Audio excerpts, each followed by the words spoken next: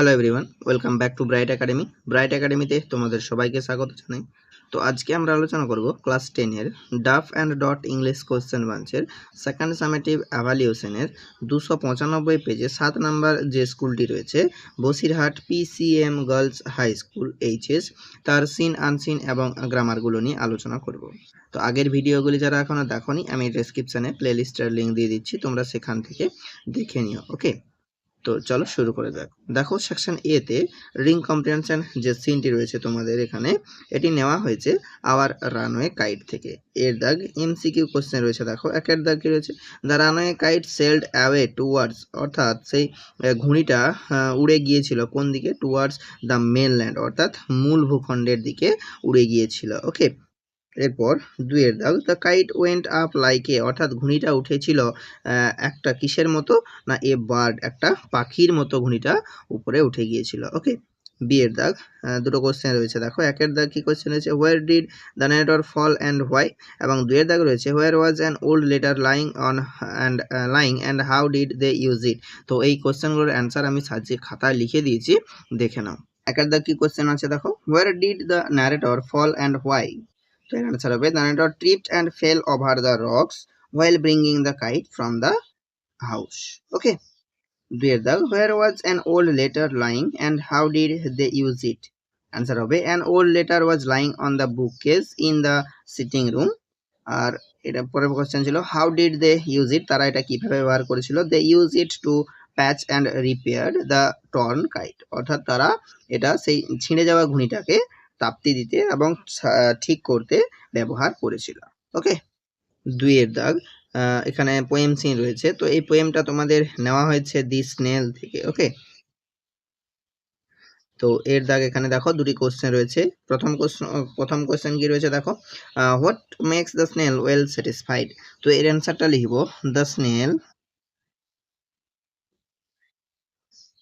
well satisfied to be his own whole treasures as he has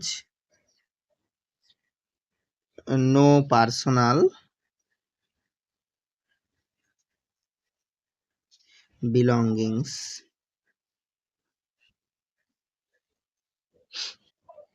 and এরপর এখানে লিখে দিচ্ছি দেখো, lives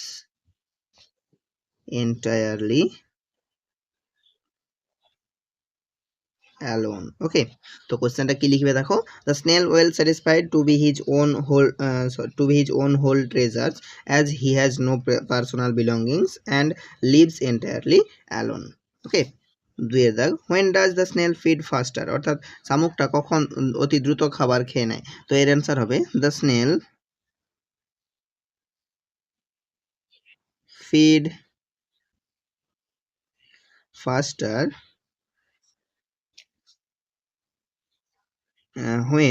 while he meet someone.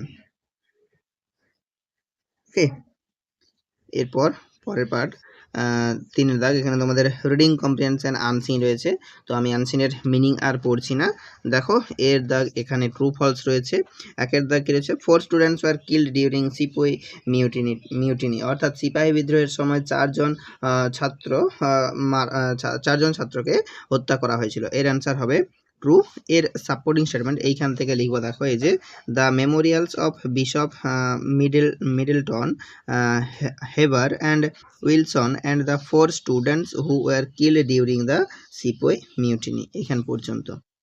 দুইয়ের দাগ, on the launch of the church we find the grave of Michael Madhusudan Dutta. এর answer হবে false. এর সাপোর্টিং স্টেটমেন্ট এইখান থেকে লিখব, along with rev Krishnamohan Bandyopadhyay's grave on the launch of the church আর witness to a glorious past. এটা লিখবো এর সাপোর্টিং স্টেটমেন্ট।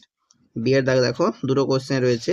একের দাগের কোশ্চেন কি রয়েছে, who was William Jones and which institution stands at the site of Bishop College at present.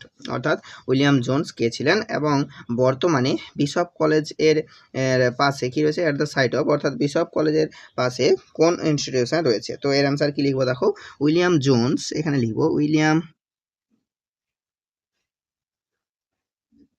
Jones was the architect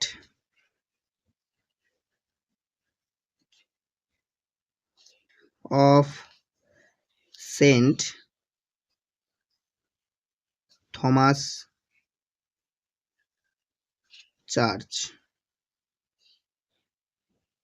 এরপর কি রয়েছে, which institution stands at the site of Bishop College at present. তো এটা হবে at present comma Bengal engineering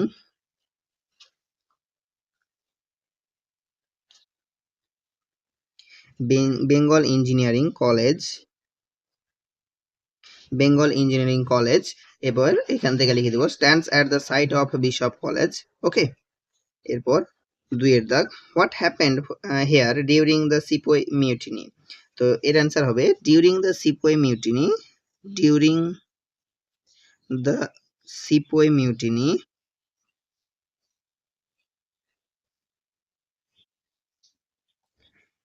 4 students were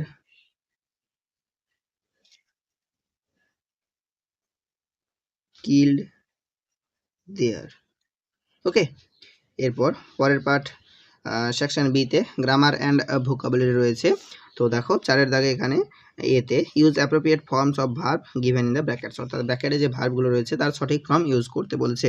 কী রয়েছে দেখো, the batsman, এটা হবে scored a century and India won the match yesterday. Okay, এরপর the century dash for the victory, এটা হবে the century was needed for the victory, now we are happy.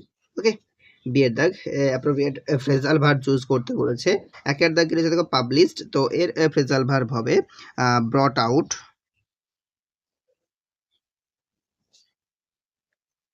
দুইয়ের দাগ রয়েছে সলভড, তো এর ফ্রেজাল ভার্ব হবে ওয়ার্কড আউট। শের দাগ ডু অ্যাজ ডিরেক্টেড। একের দাগ কি রয়েছে দেখো, where did you keep my bag mother asked Ramesh. Narration change করতে বলেছে, তো এটা কি লিখবো দেখো না, রমেশ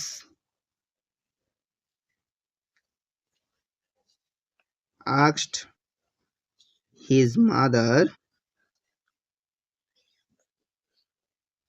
এরপর লিঙ্ক বসাবো where she had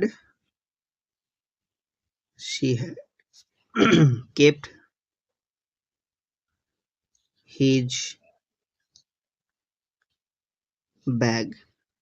দুইয়ের দাগ rules must be obeyed, voice change করতে বলেছে, তো এটা হবে one must obey rules. Okay, তিনের দাগ speak the truth and I shall reward you, make it complex, এটা কমপ্লেক্স সেন্টেন্সে পরিবর্তন করতে বলেছে। তো এখানে আমরা ইফ অ্যাড করে দেবো, if you speak the truth, comma দিয়ে এই সেন্টেন্সটা লিখে দেবো, I shall reward you. Okay, পাঁচের দাগ এদের সিনোনিম আনসিন থেকে খুঁজে লিখতে বলেছে। একের দাগ কি রয়েছে দেখো, সারমোনাইজ, এটা হবে প্রেজ। দুইয়ের দাগ one who follow the teaching of another, এটা হবে ডিসিপল।